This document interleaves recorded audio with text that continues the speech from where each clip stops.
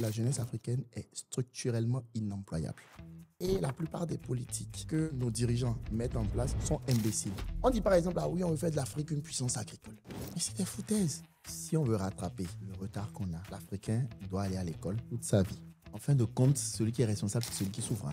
Quand tu vis en Afrique, c'est signe de bonne santé mentale que d'être belle. Si tu vis en Afrique et que ça ne te gêne pas, ah mon frère, t'as un problème. Personne ne va vous sortir de là. Personne ne se lève en pensant à vous. Si on pense à vous, c'est à la façon dont vous allez contribuer à nos rêves, à nous. Pourquoi est-ce que les gens sont dans la précarité dans la presse au Bénin ou en Afrique? C'est extrêmement simple. Les médias n'ont jamais été faits pour informer. Je ne respecte pas le droit d'aînesse, mais je respecte la connaissance.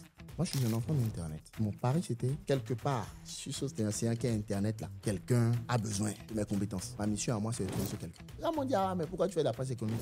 C'est là, il y a l'argent. C'est simple. Tu as envoyé son fils unique, il a vu que le projet était perdu, là, tu l'as rappelé. Pourquoi ce mois, il va venir essayer de sauver le monde? J'étais pas premier à l'école, moi, j'étais occupé à être premier dans la vie.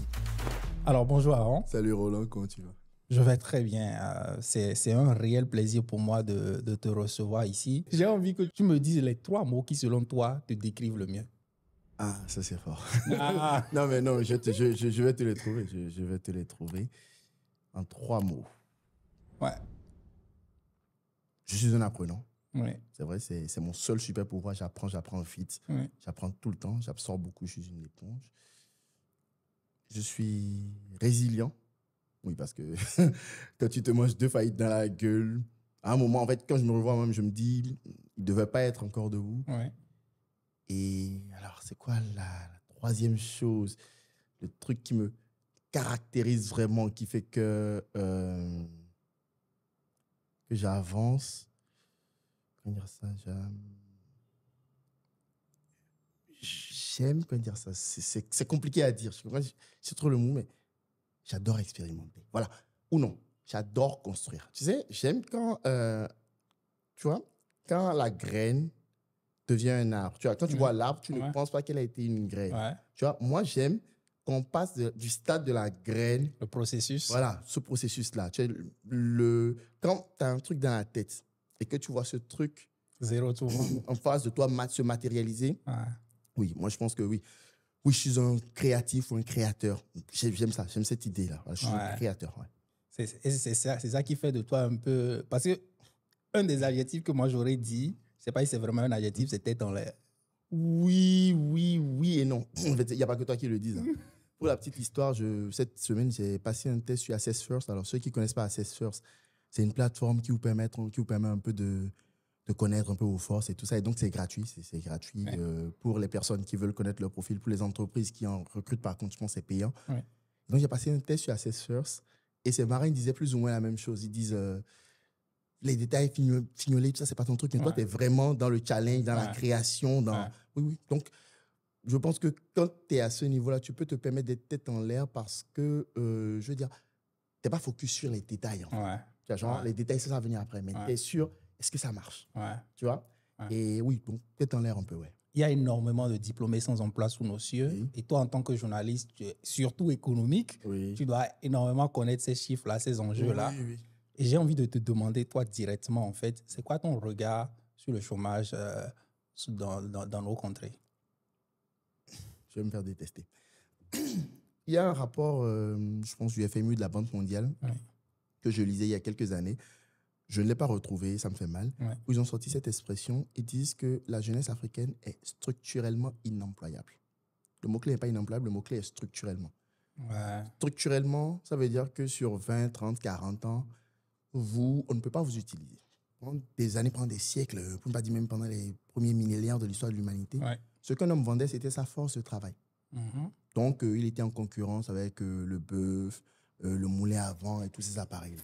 Parce qu'on était dans les sociétés agricoles, pré-industrielles, où en fait, il fallait aller au champ cultiver, machin et tout ça. Bien. Quand Denis Papin, je pense, invente, ou Watt, selon les trucs là, invente la machine à vapeur, ce qu'il fait techniquement, c'est qu'il remplace la force humaine par la force de la machine. Ce qui veut dire qu'en fait, les gens qui n'ont que la force humaine à vendre sont au chômage. Ça, c'est la première étape. Qu'est-ce qui s'est passé? On a donc créé les industries, les usines et tout ça. Et on a envoyé les gens dans les usines. Et on a réalisé, et ça c'est Drucker qui le dit, qu'on a créé à partir de ce moment une nouvelle catégorie de gens qui sont les travailleurs du savoir. C'est les gens qui devaient savoir lire, écrire, compter, tout ça. Et le système s'est adapté en créant des écoles où on a envoyé les gens acquérir ces compétences-là. Donc, dans nos sociétés, par exemple, celui qui est allé à l'école a plus d'opportunités que celui qui n'est pas allé à l'école. Ça, c'est la première des phases. Ouais. La deuxième catégorie de gens a été mise au chômage le jour où on a inventé un ordinateur. Parce qu'il y avait des tâches qui étaient répétitives et tout ça. Que l'humain faisait forcément. Mais maintenant qu'un ordinateur fait. Je vais donner un exemple tout bête. Quand moi j'étais enfant, je voyais des dactylographes.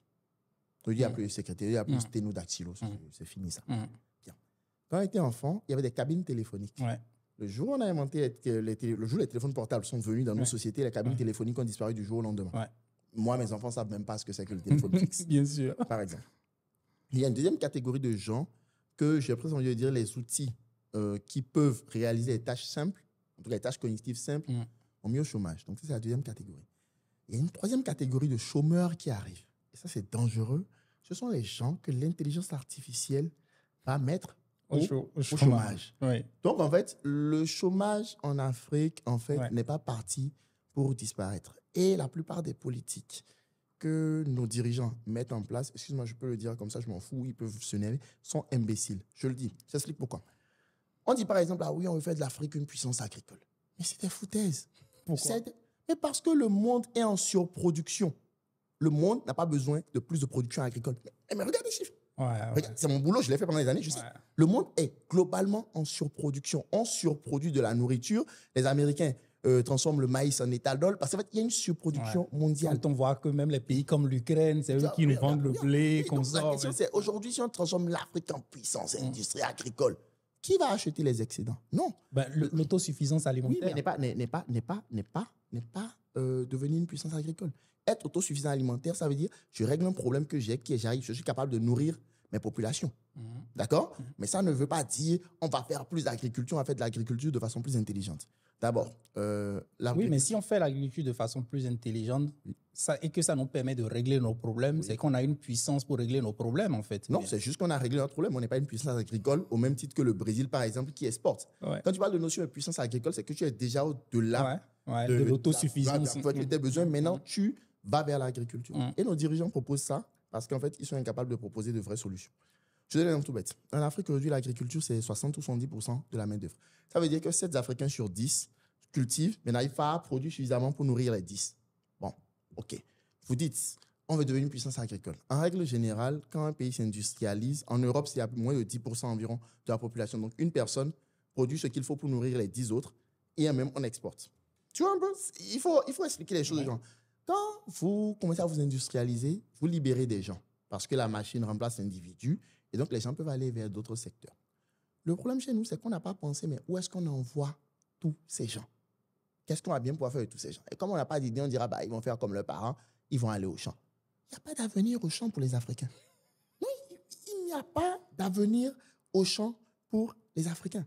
Et moi, le danger du truc, c'est que l'Afrique est la population la plus jeune au monde.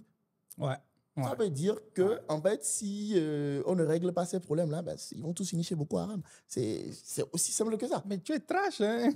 Mais c'est mathématique. Regarde, écoute, je vais dire un truc.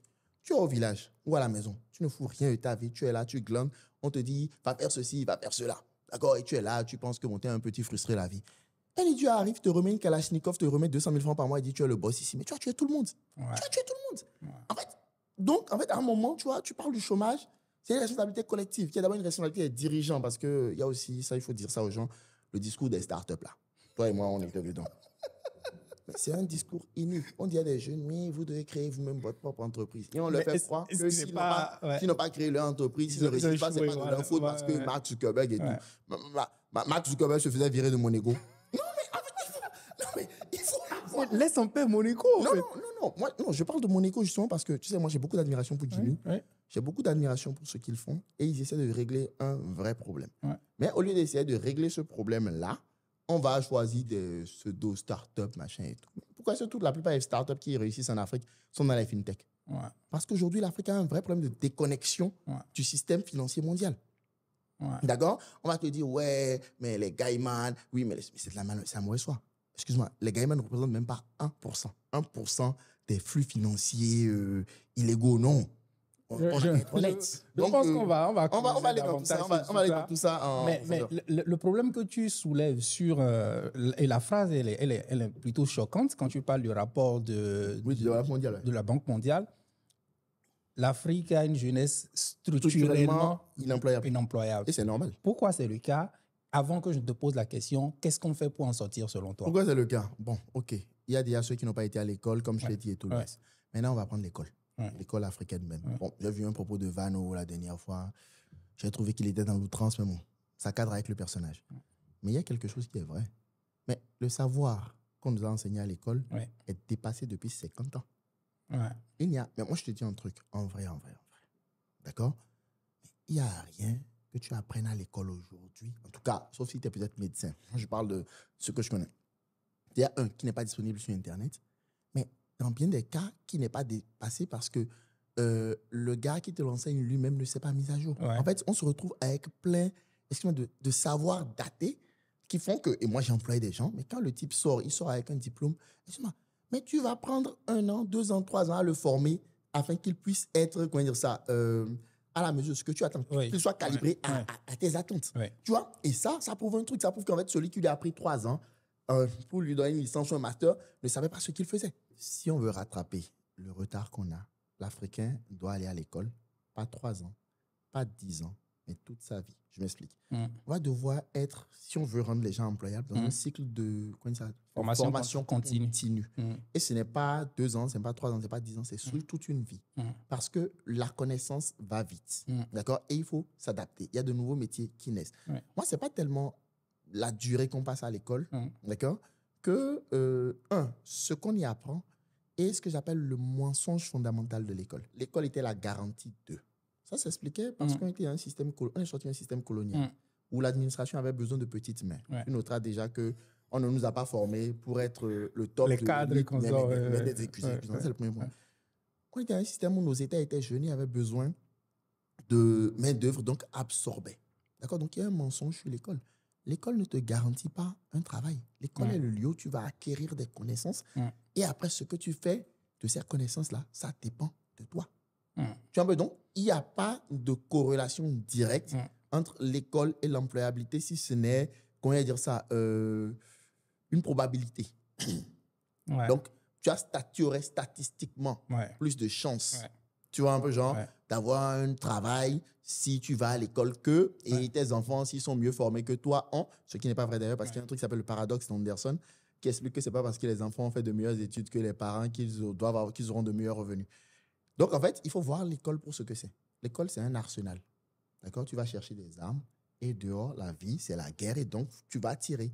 Moi, j'aime dire que l'école devrait être un lieu, même si ce n'est pas le cas, devrait être un lieu où on te donne tous les outils pour que tu deviennes qui tu as envie d'être. C'est ça. Ça devrait être plus ou moins, c'est un lieu, oui, c'est un lieu de potentiation. C'est-à-dire qu'en fait, on te donne les moyens d'atteindre un potentiel dans un domaine donné. Oui, mais la formation et la façon dont la formation est dispensée pose un problème alors. Oh, bien sûr. Il y a un livre de Drucker qui s'appelle Managing Oneself. Et dans Managing Oneself, il raconte plein de trucs intéressants. Mais il dit par exemple que les gens n'ont pas les mêmes modalités d'apprentissage. Il y a des gens qui apprennent en entendant. Il y a des gens qui ont besoin de voir. Il y a d'autres qui ont besoin d'écrire pour apprendre. D'accord? Tu me parles là. Il y a diverses modalités. D'accord? Il y a d'autres même qui apprennent en jouant. Ça, c'est une super partie d'apprendre. Donc, si après, tu as un type qui débarque, qui est fatigué de sa vie, qui ne croit pas à ce qu'il fait, qui a d'autres jeunes en face de lui qui ont envie d'être ailleurs, écoute, je ne pense pas que ça va donner un truc génial. Mais justement, aujourd'hui, au vu de tous ces enjeux-là, on a énormément de gens qui sortent d'école, qui ont le diplôme, qui ne reste qu'une présomption de compétence. Bien sûr, Comment on fait alors, pendant qu'on a autant de diplômés sans emploi? Ce que je vais dire va paraître un peu cynique. Comme je dis, j'ai engagé la responsabilité des pouvoirs publics. Ça, c'est vrai. Mais comme je dis souvent aux gens, en fin de compte, celui qui est responsable, c'est celui qui souffre. Parce que tu peux dire, oui, ils ont. En fait, si c'est toi qui souffres, c'est qu'en fait, c'est ta responsabilité avec le problème. Je pense que la première chose que les gens doivent faire, c'est d'essayer de comprendre le monde. Une fois que tu as compris le monde, tu vois qu'en fait, c'est un champ d'opportunité. En fait, le monde, moi, je ne suis même plus sur le domaine de la conviction, moi, je suis sur le fait. Ouais. Le monde est un champ d'opportunité. Moi, quand je vois comment je gagne mon argent, comment toi tu gagnes ton argent, comment on crée, on n'est pas plus intelligent que les gens. Hein. On n'est pas plus intelligent que les gars qui sortent avec les diplômes là. Non, c'est juste qu'en fait, nous, très vite, on dit, mais c'est quoi ce truc? On a compris, ça marche comme ça. Des fois que tu ne comprenais pas, tu avais quelqu'un qui disait, mais en fait, vas-y, ça marche plutôt comme ça. Comment est-ce qu'on comprend le monde, Aaron? En étant curieux. En comprenant que le monde ne s'arrête pas à Cotonou. Non, même pas à Cotonou. Le monde ne s'arrête pas à Agla. Si tu habites à Agla. Non, mais c'est vrai. Le monde ne s'arrête pas à Cotonou, le monde ne s'arrête pas à Abidjan, le monde ne s'arrête pas à Paris. En fait, le monde est un truc très vaste. Pendant des années, avant que je ne voyage en Europe pour la première fois, j'avais l'intuition que sur beaucoup de sujets, au Bénin, on marchait sur la tête. Et quand j'ai été en Europe et je suis revenu, je suis revenu avec la certitude qu'on marchait, que non seulement on marchait sur la tête, mais qu'en fait, nos têtes en avaient marre, tu vois, genre, de nous transporter. Non, mais c'est la vérité. C'est-à-dire qu'en fait, tu vois, on est dans un système, encore une fois, ce n'est pas de notre faute, c'est la façon dont nos pays ont été créés. On est dans un système qui a mis en place, qui a été conçu de façon unique, d'accord, qui n'a jamais été conçu en direction des citoyens, donc il n'en a rien à foutre de toi. Et en fait, le truc, c'est que quand ceux qui nous ont colonisés sont partis, ceux qui ont hérité ont juste perpétué ce truc. Tu sais, si, on va en parler un peu plus loin, mais en fait, le cynisme est le principal parti politique dans nos États. Et c'est pour ça qu'on a les situations qu'on a. Non, en fait, si tu es jeune aujourd'hui, moi, je pense que c'est là qu'il faut essayer de comprendre le monde. Quand tu comprends que le monde ne s'arrête pas à ton village, à ton quartier, à ta maison, et que les gens que tu vois là ne sont pas juste ce qu'il y a à voir, tu te pousses par curiosité, tu essaies d'aller voir le monde. Ne viens pas avec un complexe de supériorité, j'ai tout compris. Il y a un truc qui est très marrant avec les pauvres. Ils pensent qu'ils peuvent roubler les gens qui sont plus riches qu'eux, plus ceci qu'eux, plus cela qu'eux. Tu vois, non, c'est un réflexe de pauvre. Les gens, ils pensent que oui, nous, on a tout compris. Les autres sont des idiots. Les autres ont des résultats qui vous dépassent. Un peu d'humilité. Mais regarde, une grande preuve de pauvreté, moi je vais le dire comme ça, c'est les débats à la con que les mecs ont sur les réseaux sociaux. Mais attends, t'as des gars, prends un truc tout bête, que ce soit Messi ou Cristiano Ronaldo, c'est pareil. T'as un mec qui joue depuis 30 ans. Depuis 30 ans, il est dans un système. D'accord? Je dis dans un système. Il a passé son enfance, une partie de son enfance, préformation, son adolescence dedans. 4 ans, depuis qu'il a 4 ans, 5 ans. Ouais. Un centre de formation, c'est 2-3 sur des promotions de 30-40, à la limite qui passe pro. D'accord? Ce mec-là est passé pro. Tous les pros ne jouent pas en première division ou dans les grands championnats. Il y en a qui jouent deux fois dans des clubs semi-pro, d'autres qui jouent en deuxième division ou dans des championnats exotiques. D'accord? Et il y a maintenant un Big Five. Ce mec-là joue dans un club du Big Five. D'accord? Maintenant, même dans ce Big Five, donc dans ces 5 grands championnats. Il y en a qui finissent après 2-3 ans. Voilà, il y a des gens qui ont joué à Watford ou dans les clubs de seconde zone, seconde zone. Et tu as des gens qui maintenant jouent la Champions League. C'est la crème de la crème de la crème de la crème. Pendant 15 ans. Dans leur sport. D'accord?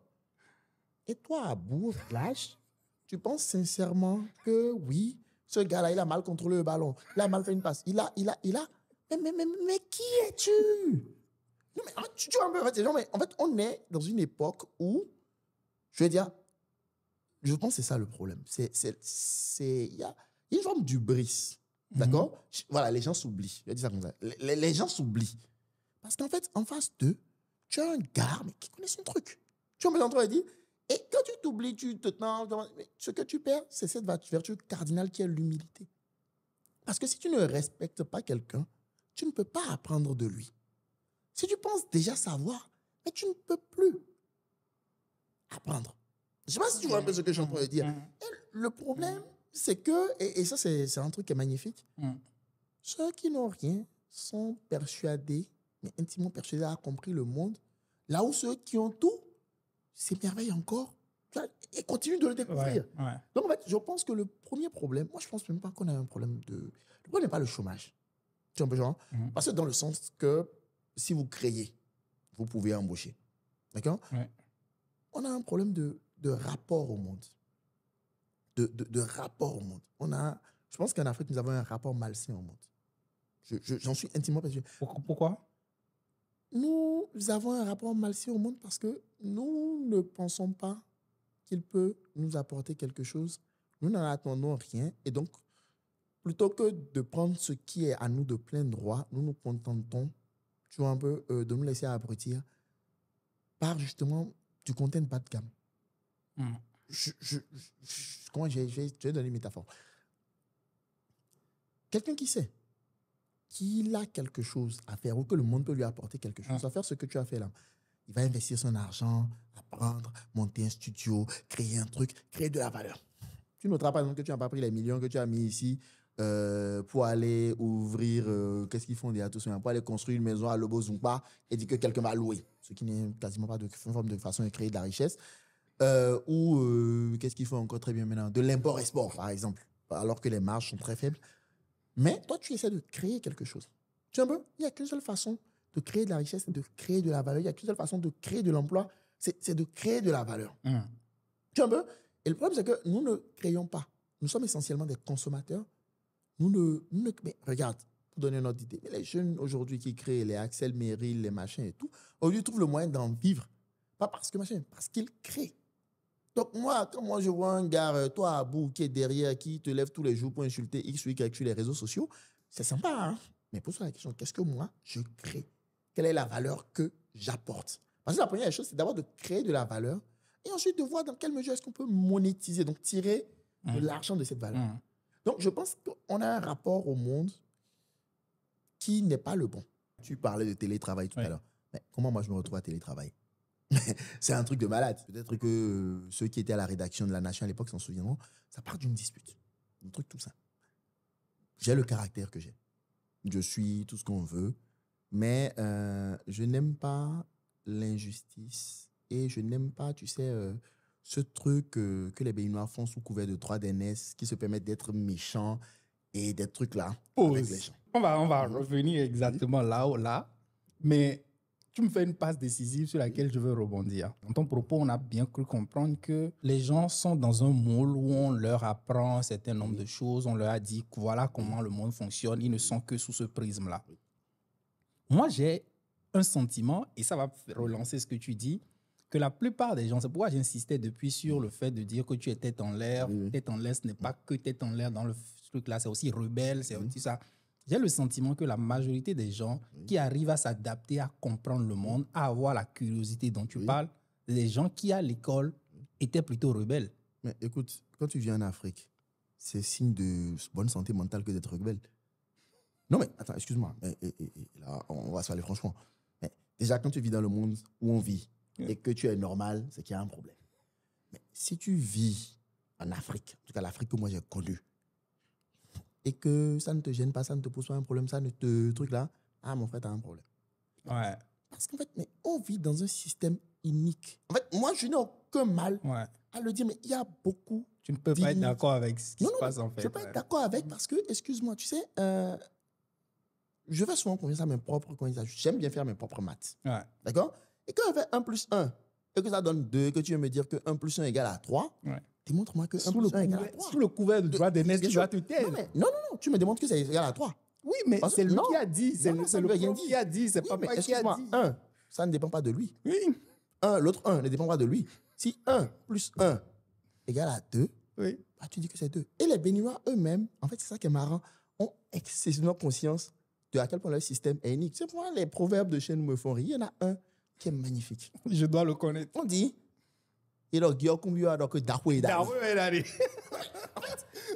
pour traduire, on te dit que la pâte que tu es en train de manger, le repas là n'est pas bien cuit. Tu dis que ça a été préparé chez le chef, donc il faut se taire. En fait, c'est que tu essayes de manipuler mon esprit parce que ce que j'ai dit, c'est pas où est-ce que le repas a été préparé. Mais ce repas, parlons, tu as du truc. Et donc, en fait, ça, si tu veux, c'est plusieurs choses comme ça que nous affrontons dans notre écosystème. Et quand moi, j'étais jeune, j'avais le sentiment que ce n'était pas correct. C'est aujourd'hui ma vie elle-même qui me confirme dans la certitude que, bon, ces gars, nous, là, doit aider. Mais je te dis, et ça, c'est vrai, mais c'est parti d'un truc, mais tout bête. C'est que moi, je me rappelle très bien, et les gars qui étaient à la Nation devaient s'en rappeler, c'est un truc tout bête. Je viens, je suis journaliste, je suis jeune, moi, j'ai envie de... Et tout. Et on me dit, je me rappelle très bien, c'est la Ménéré, qu'il y avait un reportage au Centre culturel chinois. Les joueurs de ping-pong du Bénin avaient un truc avec l'ambassade de Chine, je ne sais pas. Je me rappelle très bien le sujet. Je vivais à Calavi. Regarde le Centre culturel chinois, bien. J'étais dans la Hesse, mon père n'avait pas le temps de donner l'argent et tout. je me déplace avec mes propres sous à Zim. Je viens couvrir cet événement-là. Oui. D'accord? Je rentre chez moi ce soir-là et non-stop, j'écris, je finis le papier. Bien. C'était un week-end, donc je devais rendre le papier le dimanche. Les gars m'ont dit la rédaction ouvre à 10h. Donc moi, mon élève, OK, 10h. Donc je mets la pression sur un de mes jeunes frères, Arnaud Serge, qui est à Saint-City, que je salue. Parce qu'Arnaud a une moto, moi je n'avais pas, je dis, mais je dois être à la rédaction. Donc j'ai utilisé pour le coup mon droit d'aînesse pour lui dire, viens me déposer. Donc à 9h40, je me rappelle, il n'était pas là, l'appel lui fait du bruit et tout. Donc il vient me chercher. Il vient me chercher et on atterrit à la Nation vers 10h, 10h05. Il n'y avait personne. J'attends 5 minutes, 10 minutes, 15 minutes, il n'y a personne. Bien peut-être qu'il y a un férié quelque part que j'ai oublié, machin et tout. OK. Frérot, bon, ils ne sont pas là, on rentre. L'autre, il était furieux, donc on rentre. Et là, je commets une erreur. Je commets une faute. Il n'y a pas de problème avec ça. Je suis là, okay? C'est que moi, je n'avais pas de téléphone. Justement, mon téléphone, il est déchargé, il n'est pas déchargé. J'attends pas d'appel, qu'est-ce que... Voilà, quoi. Donc, moi, mon téléphone, il a été, mais ça ne me gêne pas puisque j'ai mes copains là, machin et tout. On débarque à la rédaction le lundi. Et là, le mec, le head chef, mais il me prend, bon, après visitage à la béninoise, quoi. Pendant toute la rédaction, oui, mais que les jeunes d'aujourd'hui, vous ne voulez pas bosser, on ne sait pas, on t'a attendu, le téléphone, tu n'as pas... En fait, il m'a lavé proprement. Tu vois, et lui, il était fier, hein? Donc il avait fini, quoi. Il avait fini, donc il a fait son truc. Donc moi, je lève mon petit doigt. Ils me regardent tous bizarrement. Je lève mon petit doigt, je vais parler. Donc là, je me lève. Franchement, je tiens à m'excuser, c'est inexcusable, c'est propre, blablabla, et tout le reste. Que ça, franchement, il n'y a rien à dire. Mais que n'y a pas, j'ai une question. La rédaction ici, elle ouvre à quelle heure? Ils m'ont dit 10h. Je dis bien. Moi, on l'a tombé à décoller à Rungé, qui est la Kinocho là. J'étais ici hier à 10h, il n'y avait personne. Le gars me regarde et me dit non, il n'y a personne, il faut demander à Bruno. Je dis personne, frère. Personne. Tu vois, genre. Et quand je l'ai confronté à leur propre turpitude, tu sais ce qu'il a fait? Il me dit ah, tu sais quoi? Plus de reportages pour toi pendant 1 semaine ou 2 semaines, je ne sais plus trop. Ouais. Regarde le schéma, je me suis dit frérot, de quoi tu me parles? On allait en reportage, on prenait, je sais pas, 5-10 000 francs de per diem. Je me suis dit, ah tiens. Donc si tu bosses avec ces gens, c'est pas le per diem qui vont te tenir. Et donc je me dis, bon, je peux pas bosser avec ces mecs, mais il faut quand même que je bosse. Moi, je suis un enfant d'Internet.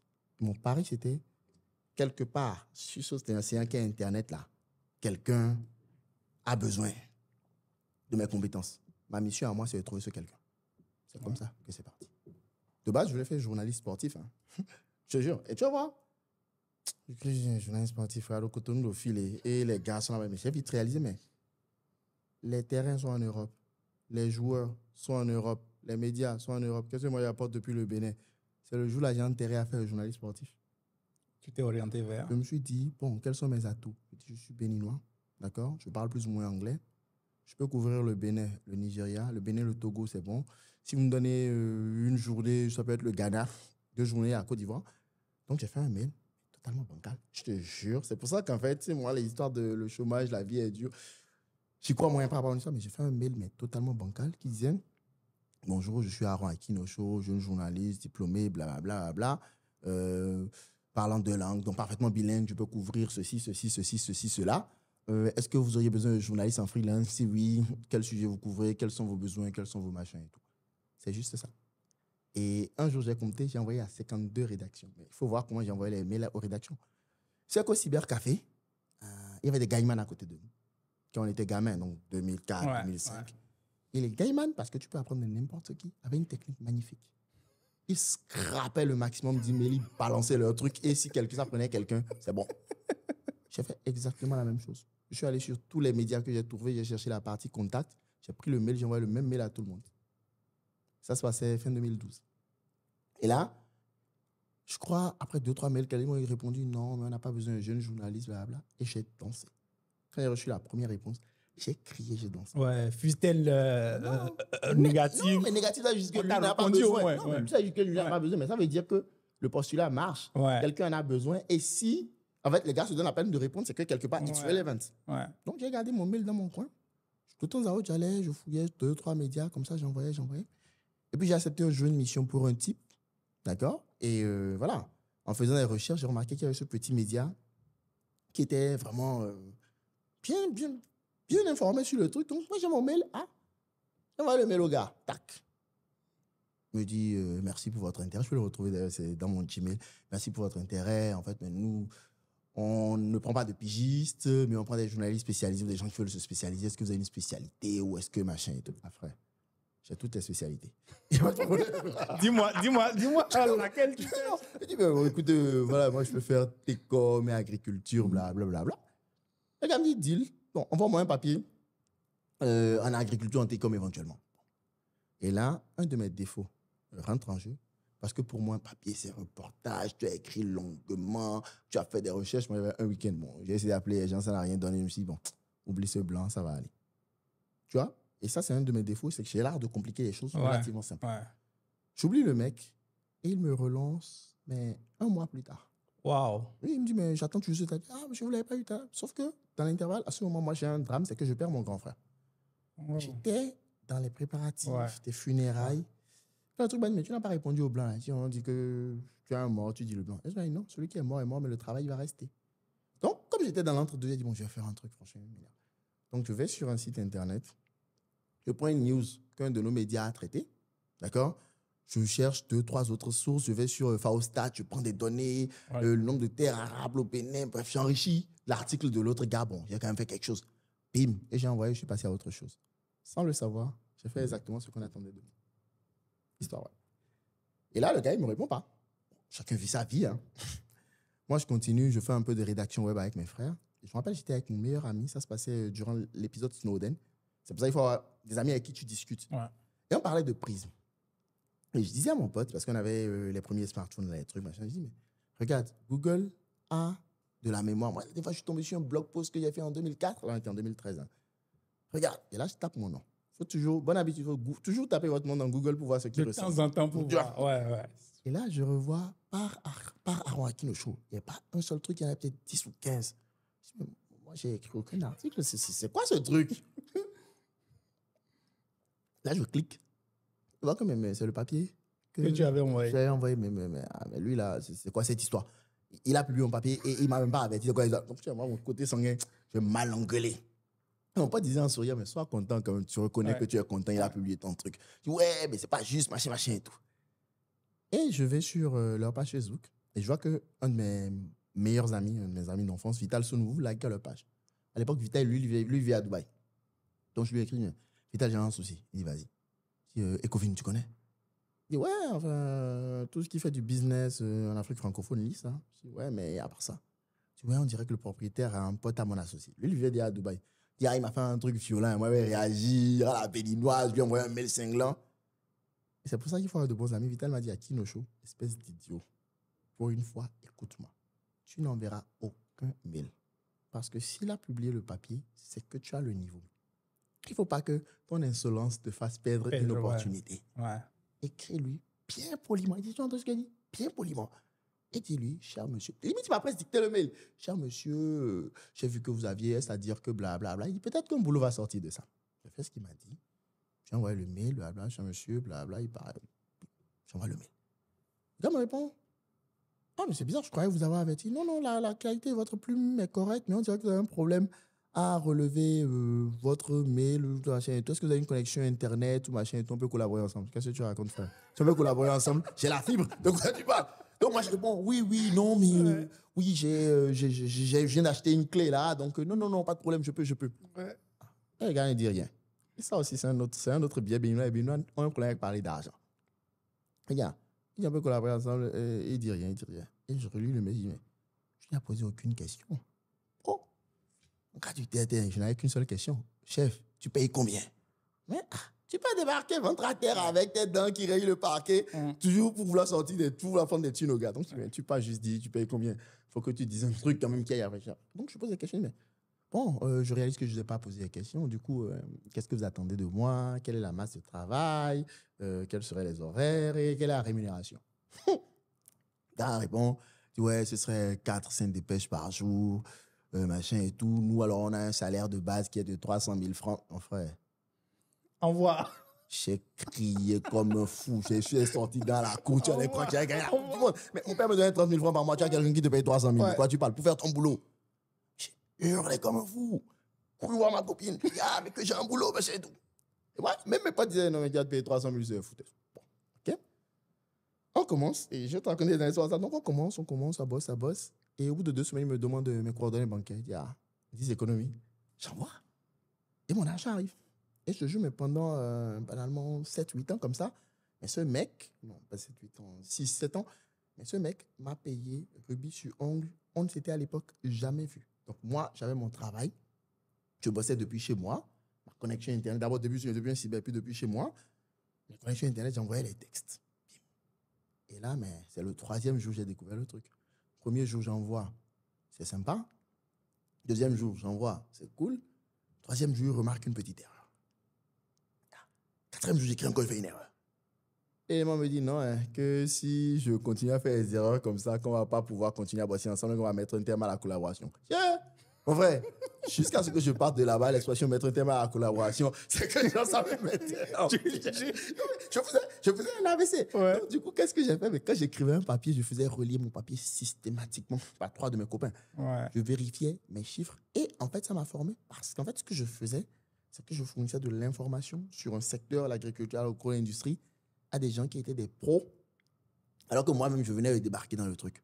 Mais il m'a appris une règle magnifique. Il m'a dit, n'écris rien que tu ne comprennes pas toi-même. C'est un des grands conseils. Ta compréhension peut être partielle, mais n'écris que ce que tu comprends.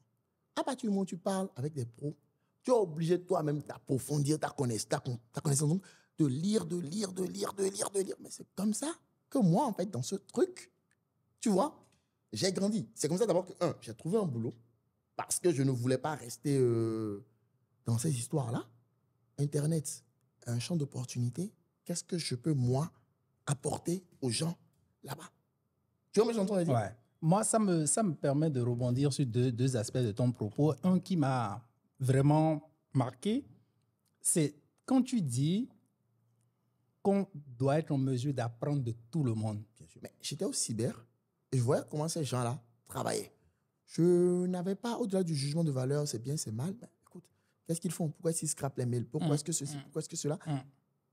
C'est extrêmement intéressant. Et avec, il faut s'intéresser aux choses sans venir avec un a priori ou un jugement de valeur. Parce que ton jugement de valeur, il repose sur quoi? Je ne sais pas si tu vas m'entendre dire. Ton jugement de valeur repose sur quoi? S'il repose sur quelque chose que quelqu'un t'a dit à une époque, machin et tout, on a un problème. On a un problème. Et ça, par exemple, les gens disent, ah ouais, mais Aaron, il attaque les chrétiens, machin et tout. C'est un problème que j'ai avec la religion. C'est-à-dire que tout le monde, Jésus des miracles, il a guéri celui-ci, il a guéri celui-là, ça, tout le monde est content, on veut un miracle, je veux mon miracle aujourd'hui. Mais il y a très peu de gens qui se penchent sur ce que Jésus a dit. Les paroles de Jésus sont elles-mêmes le miracle. Les paroles de Jésus, les paroles dans la Bible, puisque moi je suis, on va dire que je suis de culture chrétienne, on va dire ça comme ça, je ne me revendique pas chrétien, mais les paroles de Jésus sont un miracle. Pour donner un ordre d'idée, si quelqu'un te demande de faire 1000 avec lui, fais-en 2000. Si quelqu'un prend ta tunique, si quelqu'un prend ton manteau, donne-lui ta tunique. Mais ces 2 phrases m'ont sauvé. Je vais t'expliquer pourquoi. Les gens ne méditent pas suffisamment cette parole-là. Et moi, ça me fait rire.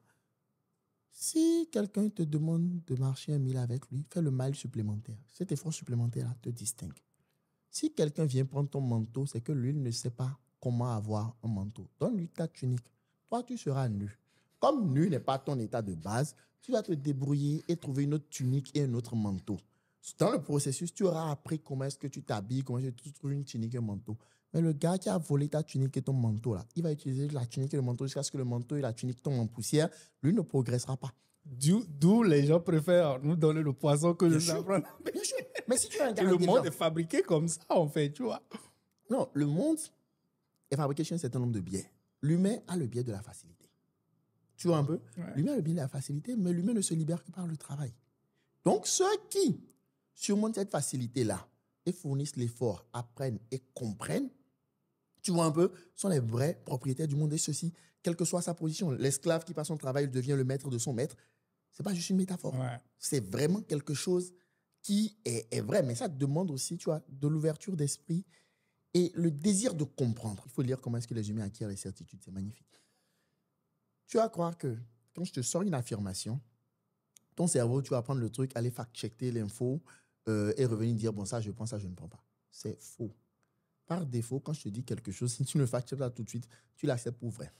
et plus cette certitude dure. C'est-à-dire que si dès le début, tu n'as pas checké le truc, d'accord? Le temps d'incubation. Voilà, plus ça devient une certitude pour toi à laquelle tu tiens mordicus, même quand on te présente des preuves.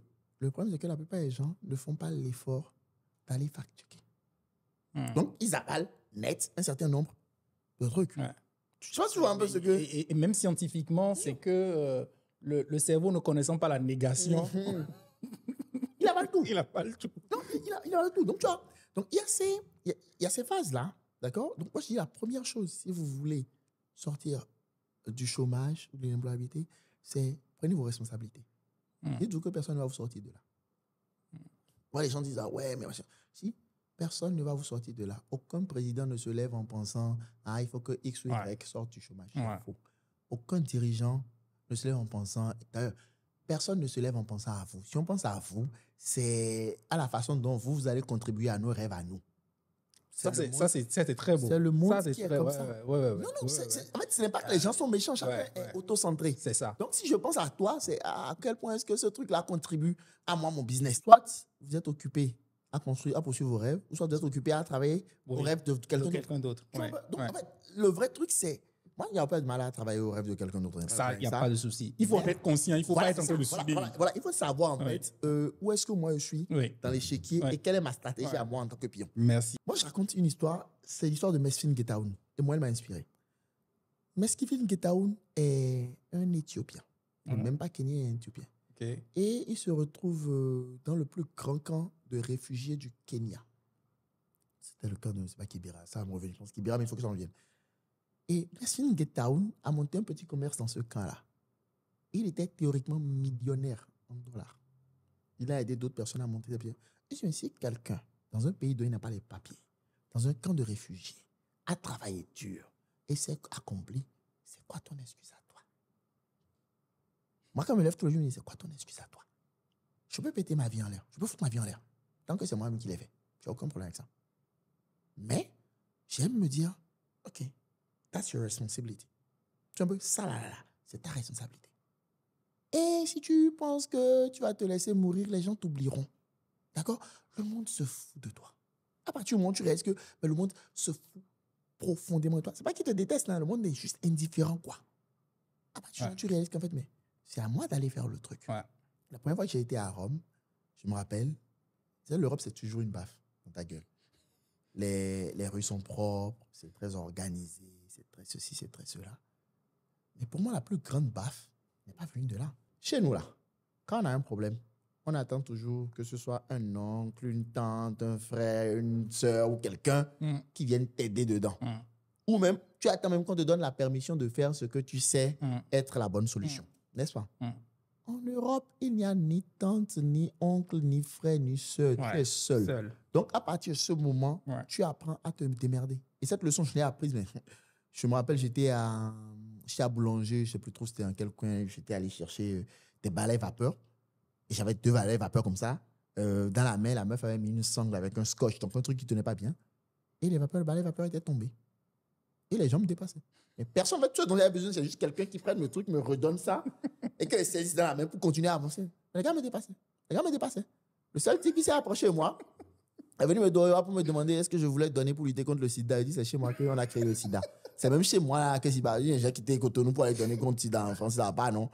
Et il m'a laissé. Hein. Donc, je me suis débrouillé, machin, là. J'ai repris mes balais vapeur, traîné, débarqué dans le Airbnb où j'étais et je me suis dit jamais plus ça.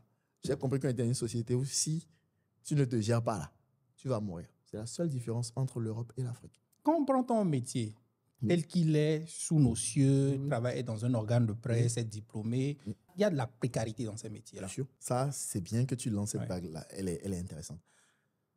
Quand on était à l'université, on disait, on ne fait pas la presse pour s'enrichir. Je dis, mais moi...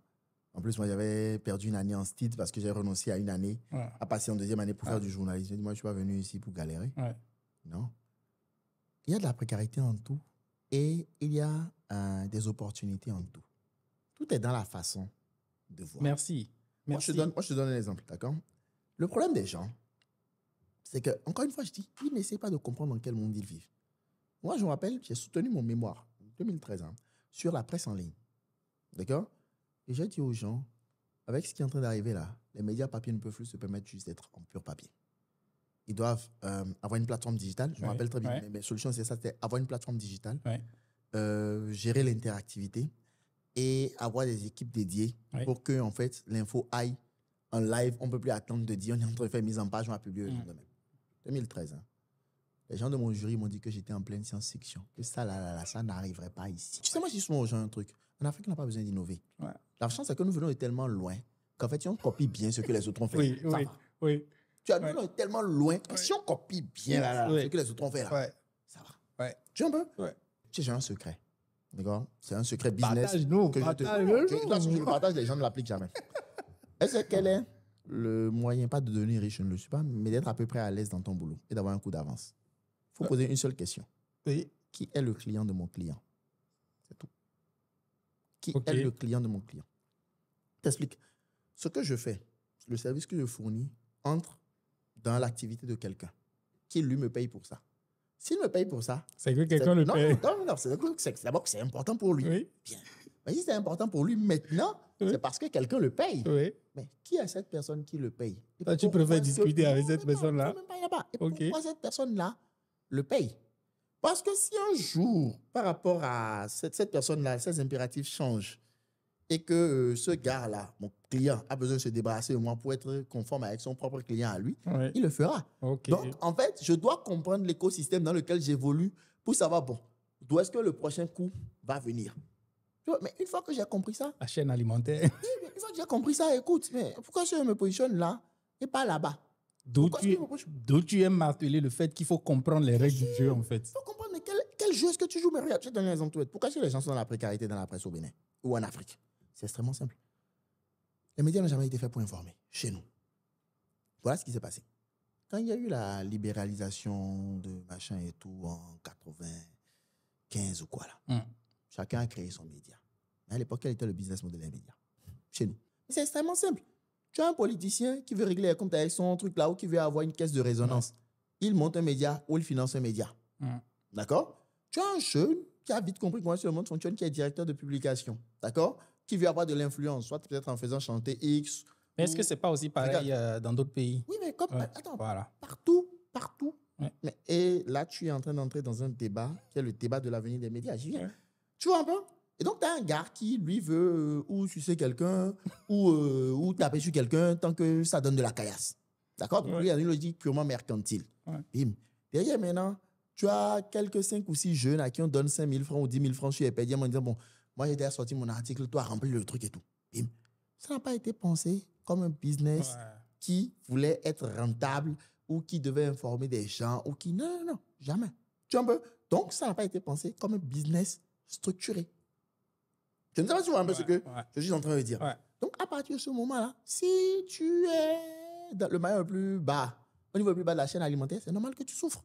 C'est normal que tu souffres. Et le journaliste souffre. Ah oui, parce qu'en fait, il joue à un jeu qui est pervers. D'accord? Mais imagine, et là, je donne des astuces sur le futur de la presse. D'accord? Là, on dit, mais pourquoi tu fais de la presse économique? Je dis, parce que là, il y a l'argent. C'est simple. Tu veux le journaliste politique, qui serait mon client? Le politique? Ah, ok, d'accord. Pas intéressant. Moi, mes clients, c'est qui? C'est les gens qui sont dans les finances, dans les assurances, dans les machins. Ah oui, ils ont l'argent. Enfin, moi, je suis là où il y a l'argent, moi, je suis un Yoruba. L'Africain moyen vit avec $2 par jour, donc moins de 1000 francs. Le challenge pour lui étant, comment est-ce que ce gars-là peut se déplacer, se nourrir, se soigner, blablabla, avec $2, qui est à peu près impossible. Il y a un truc qu'on essaie de créer des services bottom of the pyramid pour les gens qui sont en bas. Félicitations. Mais si moi, je suis une banque, ça fait beaucoup trop d'efforts pour l'argent. On se concentre tous sur les mêmes 20% qui ont de l'argent. C'est pour ça que quand X ouvre boutique de téléphone, l'autre ouvre boutique de téléphone, c'est toujours les mêmes 20% qui achètent les téléphones. C'est les mêmes 20% qui vont au Sofitel. C'est les mêmes 20% qui ont le choix de Sofitel ou Novotel. Donc, si tu es dans les 20%, tu es bien. Mais voilà que tout le monde se bat pour les ressources limitées de ces 20%-là. Plutôt que d'augmenter les ressources des 80, voilà, qui est bottom of the pyramid. Donc, toi-même, il faut savoir ce que tu te positionnes. Maintenant, si tu veux changer le monde, oui, tu peux essayer de régler les problèmes à 80%, mais tu vas souffrir. Tu vas souffrir. Toi, tu as refusé ça. Enfin, je ne suis pas venu chez toi pour souffrir. Si tu as envoyé son fils unique, il a vu que le projet était perdu, là, tu l'as rappelé. Pourquoi ce mois il va venir essayer de sauver le monde? Non. Tu veux juste savoir où est-ce que tu te positionnes. C'est tout. Ces histoires-là, c'est des problèmes, ce genre de positionnement, de stratégie Mais pour avoir une stratégie, il faut comprendre le monde. Pour vous donner une autre idée, bon, il va dire que je lui tape dessus. J'ai vu récemment un jeune qui se plaignait, l'IA ceci, l'IA cela. Jésus-Christ. C'est les mêmes gars qui se plaignaient Internet ceci, Internet cela il y a 20 ans. Ouais. Les gars, ils sont passés, Internet n'est pas passé. Ouais. Donc, en fait, ton histoire de je me bats contre l'IA, c'est des conneries. Si tu as vu la valeur de Nvidia, regarde la capitalisation de Nvidia. Oui. Si les gens sont prêts à mettre plein d'argent en disant qu'ils Is Gold. C'est la première capitalisation. Des gars, donc, à la New York Stock Exchange, sont prêts à mettre de l'argent sur ce truc-là, des milliards, hein, on parle de dollars, pour que ce truc-là se développe. Et toi, Aboubakar, assis à Cotonou, tu dis que c'est mauvais et que non, il ne faut pas. Mon frère, il faut mener un combat que tu peux mener dans la vie. Il faut mener un combat que tu peux mener dans la vie. Tu vois, on s'adapte. On s'adapte. S'il étudie un peu, il a découvert un truc qui s'appelle le paradoxe de Moravec. Moi, j'ai découvert ça hier. Tu vois, en fait, c'est pour ça. Moi, je lis. Le paradoxe de Moravec dit exactement ceci. Que ce qui est facile pour l'intelligence artificielle est difficile pour l'humain. Et inversement, ce qui est relativement facile pour l'humain est compliqué, voire impossible pour l'intelligence artificielle. Donc, la question n'est pas de savoir est-ce que j'écris mieux que l'IA. La question est de savoir qu'est-ce que moi, je fais mieux que cette machine-là. Comment est-ce que je peux mettre cette machine-là? Ça change totalement la perception, en fait. Et tu sais où te positionner. Bien sûr. Et tu ne vois plus l'IA comme, on va dire, quelqu'un qui vient te remplacer. Non, tu vois ses points faibles à lui. Regarde, moi, et tes points forts. Je change de boulot tous les 2 ans. Ouais. Ça, c'est un de mes grands secrets. Ah non, ça, c'est moi aussi. Je change de boulot tous les 2 ans. C'est l'un de mes grands secrets. Mais là, excuse-moi, j'ai basculé sur un nouveau modèle, mais je ne veux pas en parler en ce moment. C'est un truc où moi, je suis tranquille. L'IA ne peut jamais faire ça. Je suis tranquille.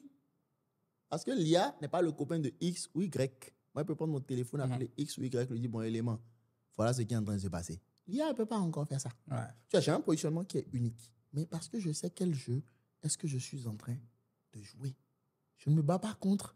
En fait, les gens doivent lire. Je sais le livre que je suis en train de lire depuis hier, là, ça s'appelle pas Change, ça s'appelle. Mais toi, tu as un problème avec les titres des livres. Non, pas les titres. C'est juste qu'en fait, celui-là, je l'ai acheté hier, ici. Okay. D'accord? Et en fait, ce qui est marrant, c'est qu'il allait contre un autre postulat d'un autre livre que j'avais lu sur le truc de Eric Andersen, là, où il parle des 10 000 heures. Là. Ah oui. D'accord? Oui. Pour devenir expert sur un sujet. Ça s'appelait PIC, le truc d'Eric Andersen. Et en fait, ce livre-là prend totalement le contre-pied en racontant l'histoire de Tiger Woods et de Roger Federer. Tiger Woods, depuis 2 ans, on lui a appris à jouer au golf, machin et tout le reste. D'accord? Federer a joué à tous les sports qu'il voulait. C'est à l'adolescence qu'il s'est spécialisé. Est-ce que ce livre-là montre? Et moi, pour donner une autre idée, le livre sur les 10 000 heures, je l'ai jeté. À un moment, je ne l'ai pas fini, je l'ai jeté. Et je ne sais pas si on veut dire, je l'ai jeté et j'ai repris ce livre-ci là où il s'arrêtait. Parce que sur les 10 000 heures, ce que le mec disait, c'est qu'il faut faire de la pratique délibérée, mais ça, ce n'est pas le problème. Mais ce qu'il te dit, c'est qu'en fait, tu ne peux exécuter ça que dans un environnement fermé où les règles sont extrêmement connues. Les 10 000 heures marchent pour le football, pour les jeux, machin et tout. Je dis, mais ça, c'est pas la vie, ça. Ça ne va rien. Ça ne me servir à rien dans la vraie vie, parce que dans la vraie vie, il y a plein d'impondérables, de paramètres que tu n'arrives pas à cerner. Donc, toi, ton histoire de 10 000 heures, c'est foutaise. Et donc, ce mec-là, lui, il dit, non, qu'en fait, c'est les gens qui sont curieux de tout, qui apprennent un peu partout, machin et tout, qui maîtrisent, mais parce qu'en fait, ils déterminent les univers certains, les univers pervers, d'accord? Les univers ouverts et les univers pervers. C'est-à-dire qu'en fait, un truc qu'on peut arriver que tu n'avais pas prévu. Et comment est-ce que tu gères l'imprévu? J'étais en train de lire ce truc et je me dis, oui, mais il a raison. Lui aussi, jusqu'au moment où... Justement, ça ramène. C'est comme si le principe des 10 000 heures, là, maintenant que tu en parles, c'est le principe qu'on applique à l'école. Oui. Et quand tu sors de l'école, tu es confronté, on va dire, à toutes les contingences, à tous les mais il y a l'école, il y a la vie. Je l'ai appris à l'école de la vie. Je n'étais pas premier à l'école. Moi, j'étais occupé à être premier dans la vie. Mais pour te donner une autre idée, les gens qui s'en sortent mieux dans la vie, là, sont les gars qui étaient sur le terrain de foot. C'est ça. C'est preach. Machin et tout. Oui, raison qui est tout à fait simple. Ils étaient en train d'affronter la vie. Ils étaient en train de développer des vrais skills qui allaient leur servir dans la vie. Pour te donner une autre idée, toi, tu fais de la vidéo. J'ai dit ça un jour à quelqu'un, il était choqué.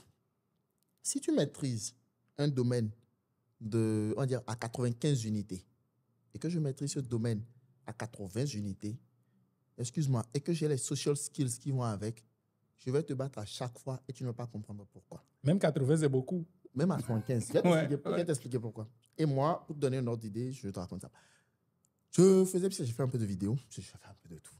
J'ai fait un peu de vidéo. Tu fais vraiment de tout. J'ai fait un peu de vidéo. Et à l'époque, j'avais un client pour qui je couvrais des choses. Donc, je couvrais un événement. Et là, je couvrais un événement majeur. C'était un discours. C'était pas du live, ça devait être monté. Et donc, moi, pour augmenter ma facture, je dis, mais je peux faire ce truc en double cam, machin et tout. Donc, les mecs vont dire, ah, va pour 2 cams. Bon, OK. Je ramène ma première cam. Et donc, ce qui se passe, c'est que, comme c'était un espace un peu fermé, mais j'avais besoin quand même de voir le sujet, j'ai augmenté les ISO pour voir un peu ce truc-là. Ce qui m'a sauvé, c'est que c'était la cam qui était en plan rapproché. Donc, j'ai oublié un truc, j'étais allé chercher le truc. Le temps de revenir, on était dans le setup assez vite. J'ai juste vérifié la deuxième caméra qui prenait la personne en plan large. Et Dieu merci, on filmait en Full HD. Et on a lancé l'enregistrement. On lance l'enregistrement. Et gentiment, je réalise que autant le plan large est sympa, autant le plan rapproché est cramé. J'ai dit, mais Jésus, je suis foutu, comment je vais faire ça? J'ai passé tout. Il y avait une solution qui était toute simple, mais je l'ai refusée. Tu vois pourquoi?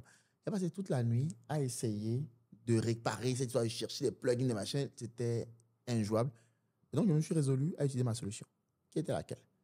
Vu que j'ai le truc en plan large et que c'est du Full HD, je peux zoomer dans l'image. Voilà, je peux zoomer dans l'image. Tu vois un peu genre et créer justement cette une variation de serré et large. Le problème, c'est que tu connais le métier, je connais le métier. C'est moche.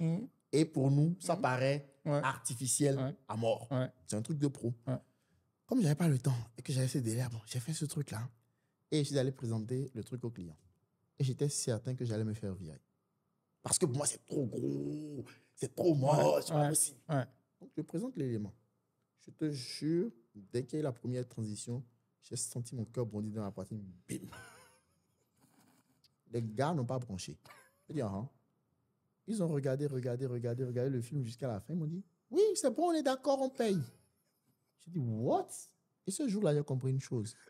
C'est toi qui es l'expert. Parce que tu es trop expert que tu sais faire la différence entre un plan croppé et un plan machin. L'élément qui te paye, lui, il a vu 2 plans et il veut un truc qui est tout à fait simple. Ça, c'est la raison pour laquelle moi, j'ai quitté, on va dire, le seul vrai emploi que j'ai eu dans ma vie, tu vois. Je sentais un nivellement vers le bas. Parce que, en fait, je commençais à être, on va dire, un peu fatigué parce que je faisais des tâches répétitives, je faisais encore du graphisme, c'était à mes débuts. Et quand tu fais quelque chose, tu vois, en fait, basiquement, quand je commençais à me sentir fatigué, j'ai fait un roll-up ou une affiche il y a quelques semaines, on me demande une autre, je prends l'autre, je change les couleurs, je change 2, 3, je lui envoie. Et le gars crie, ouh, ton graphiste, il est trop fort. Il n'est pas français. Et moi, quand j'ai entendu ça 3, 4, 5 fois, je me suis dit, mais... Ils sont pas encore là, ils vont te tenir en bas. Ils vont me tenir totalement en bas. Oui, mais le problème, c'est que si tu veux, ce que tu as donné sur les roll-up, là, 90% des business, regarde, sont basés sur ça. Tourne sur eux, OK. C'est moi qui sais ce que j'ai à faire.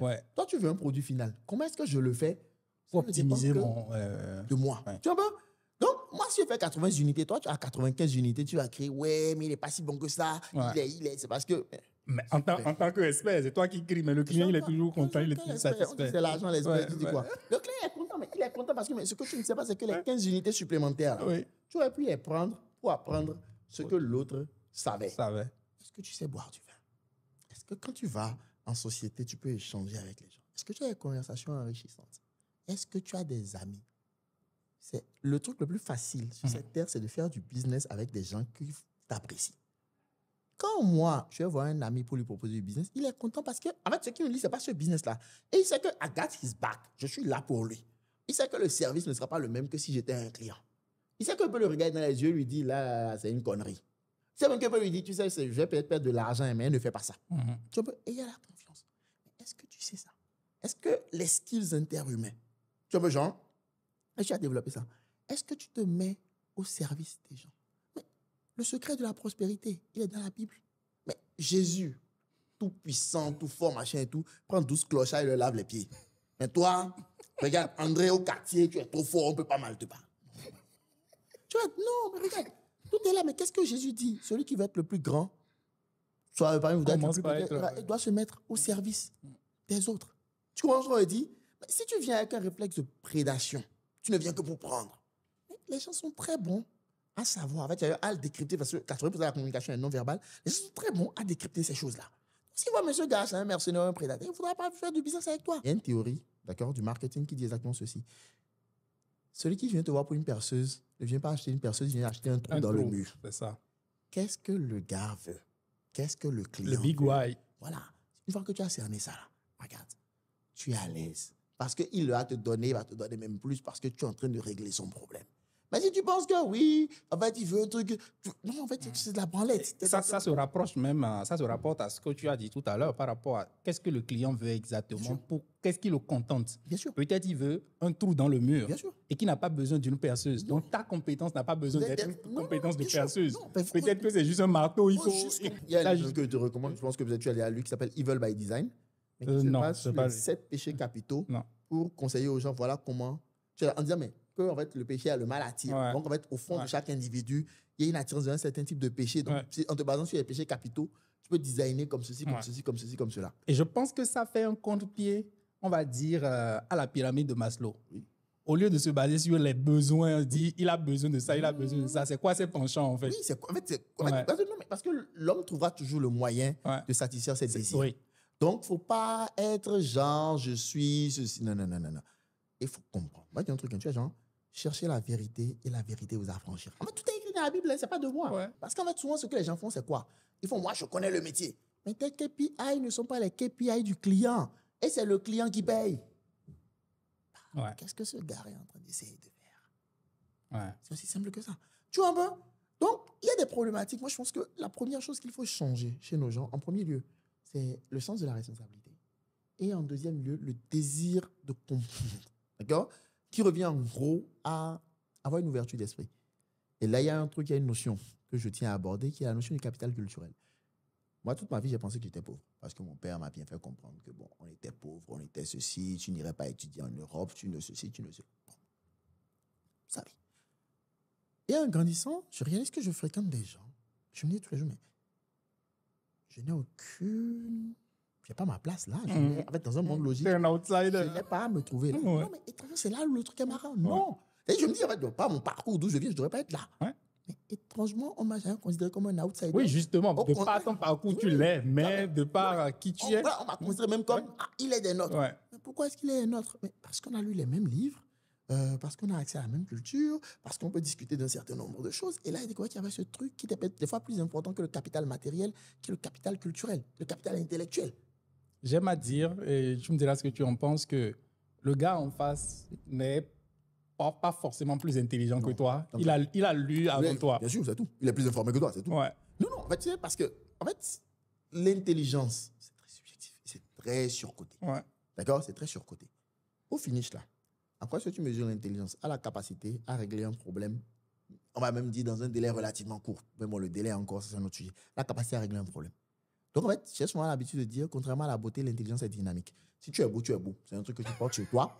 C'est statique. Encore il est beau. Que l'eau lave, mais l'argent remporte. Non, ça, c'est on entre dans les détails. Mais je veux dire, si tu es beau, c'est statique. Tu es beau, quoi. Bon, tu n'as rien fait pour ça, mais tu es beau. Mais on ne va pas dire, il est intelligent et machin. On juge ton intelligence à tes résultats. Ouais. Il est brillant. Ouais. Mais c'est les résultats d'un gars brillant. S'il n'y a pas les résultats d'un gars brillant, c'est qu'il y a un truc qui n'est pas en train de capter. Tu vois, donc, l'intelligence, pour moi, c'est quelque chose de dynamique et qui se manifeste par les résultats. Tu vois un peu? Et sur les résultats, en fait, il y a souvent que tu n'as pas la bonne info. Il y a souvent que tu n'as pas la bonne info. Il y a souvent que tu n'as pas le bon process. Il y a souvent que tu ne sais pas. En fait. Tu ne sais pas. Tu ne sais même pas que tu ne sais pas. Voilà. Ah non, ça, c'est la forme la plus dangereuse. Ça, c'est... si tu ne sais pas que tu ne sais pas, tu es foutu. Ça, c'est... En fait, c'est... Non. Comme disait le philosophe camerounais Rigobert Song, oui. il dit... Quand tu sais que tu es en danger, tu n'es plus en danger. Tu n'es plus en danger. Mais c'est que tu ne sais pas que tu es en danger, c'est là que tu es en danger. Non, mais en fait, regarde, ce que tu sais que tu ne sais pas, ok, c'est facile, tu peux y remédier. Ouais. Mais ce que tu ne sais pas, les angles morts, c'est un angle mort. En fait, c'est un angle mort de connaître. Deux philosophes camerounais, c'est dans la même phrase. Les angles morts. Angle mort, oui, c'est ça. Et c'est pour ça que moi, je pense que la première chose que les gens doivent faire, taper les gens pour vivre. Non, mais et lui-même, tu vois, même lui, voilà, il représente ça. C'est pour ça, lui, parmi la preuve, honnêtement, Francis Ngannou, c'est un type que j'admire beaucoup. Ouais. Il est à preuve qu'en fait, c'est pas un truc qui est très sorcier. Ouais. Parce que si un garçon, d'accord, qui bossait dans les carrières de sable de Poitiers, a pu faire cette carrière-là, c'est qu'il y a un truc qui est tout simple, qu'il a capté et que peut-être nous ici, nous ne captons pas. D'accord? Mais le problème, c'est que la plupart des gens vont regarder Francis comme un bosseur. Non. Francis, c'est un chemin de vie. Francis, c'est un prophète, c'est un philosophe. C'est ça, en fait. Non. En fait, tu sais, parce que les gens pensent qu'en fait, la philosophie, ce n'est pas des mots. D'accord? Ou si tu veux, les actes parlent. Comme dit mon pote Nigel, des fois, il faut laisser la parole aux actes. C'est genre, c'est beau. Et le vécu de Francis Ngannou, excuse-moi, moi, c'est une inspiration. Pas parce qu'il est là-bas, non. C'est une inspiration dans le sens où c'est quelque chose qu'on peut tous faire. D'accord? Moi, je pense que la première chose à faire, c'est ouvre l'espace dans ta tête. Tu ne sais pas. Tu vis dans un petit pays. Moi, j'ai dit un truc, les gens m'ont dit les zinzins. Et pourtant, je vais le répéter. Je dis, j'ai bu mon premier million. On a bu en champagne. Ça, c'est un truc là, ça, Vital peut en témoigner. Le premier million que j'ai vraiment gagné de ma vie, un bloc comme ça, on a tout bu. D'accord? Et le second million, tu dois l'utiliser pour voyager. Et j'ai voyagé avec mon second million. Mais maintenant, à partir du troisième million, tu peux essayer de construire si tu veux. Et je pense que c'est un propos d'illuminer. C'est la différence entre grandir au village et grandir en ville. Si. Et tu as déjà fait une négociation commerciale. D'accord? J'ai dit à bu 1 million. Tu sais comment est-ce qu'un million se dépense, se boit, se claque. Est-ce que tu penses que si on se retrouve à une négociation commerciale, tu vas me dire 1 million, tu vas m'impressionner? Tu ne peux pas m'impressionner. On a déjà bu ça. C'est ça. On a déjà tué ça. Donc, parlons maintenant. Mais beaucoup de gens gardent ce seuil psychologique-là. Ah, non, mon frère. Moi, je buvais 1 million, j'avais, je sais pas, 23, 24, 25 ans. Je buvais 1 million il y a longtemps. Je pense que, tu vois, la plupart des gens vont peut-être s'attarder sur le fait et croire que ce que tu essaies de dire, c'est de aussi trouver 1 million, de boire 1 million. Ce n'est pas ça. C'est de trouver, en fait, ces plafonds et les briser. C'est déplacer ce plafond de verre-là. Mais regarde, si à ton premier million, d'accord, tu fais un truc extrêmement symbolique, comme acheter un terrain ou machin. Mais au deuxième million, ton équivalence dans ta tête sera million égal à terrain. Mais le problème, c'est que celui qui est en face de toi, il connaît ton seuil. Parce qu'il y a une vérité qui est, à moins d'être Elon Musk, il y a une certaine somme, il y a un certain montant à partir duquel on commence tous à trembler. Tout le monde a un prix, il suffit de le connaître et d'être prêt à le payer. Il y a même une autre phrase qui est magnifique. Il dit quoi? Il dit, ce qui est drôle avec l'argent, c'est qu'à partir d'un certain montant, tout le monde commence à écouter. Tu vois, maintenant, et ça, c'est quelque chose que tu apprends en négociant et en bossant. Mais si ton seuil financier est bas, regarde, si on te dit 1 million de francs CFA et que tu es déjà en train de faire olé, qui va te proposer 100 000 euros avant de parler d'1 million? Donc, du coup, ce que j'essaie de dire aux gens, c'est casser cette limite-là. C'est votre limite d'aujourd'hui, mais elle ne doit pas être votre limite de demain. C'est ça. Quand on atteint ça, il faut toujours repousser. On est passé à autre chose. Et puis, il y a un autre truc qui tue les Béninois. En fait, c'est même le truc qui nous tue le plus. Tu sais ce que c'est? C'est cette petite phrase, le contentement. En fait, on se contente dans la médiocrité. Je peux le dire, je suis béninois. Je suis né là, j'ai grandi là. Le béninois. Il y a aucun béninois qui peut... Non. Mon verre n'est pas grand, mais je bois dans mon verre. C'est ça. Il faut quand même un peu essayer d'agrandir ta coupe. À ne pas se contenter de ce qu'on a, on finit par avoir ce qu'on ne veut pas. On va être là, soit se contenter de ce qu'on te donne, on te donnera ce que tu ne veux pas et tu ne diras rien. Parce que, tu vois, mais en fait, c'est juste ça. Essaye de comprendre le monde, essaye de voir où est-ce qu'on peut se positionner. Quel est mon avantage stratégique? Nous sommes des créatures uniques. D'accord? Il n'y a pas eu personne comme toi et il n'y aura personne d'autre comme toi. Ta force, c'est de découvrir ce que toi tu as d'unique. Et en fait, comment est-ce que tu peux l'apporter sur le marché ou qui en a besoin? Tu sais, moi, on va clore l'épisode.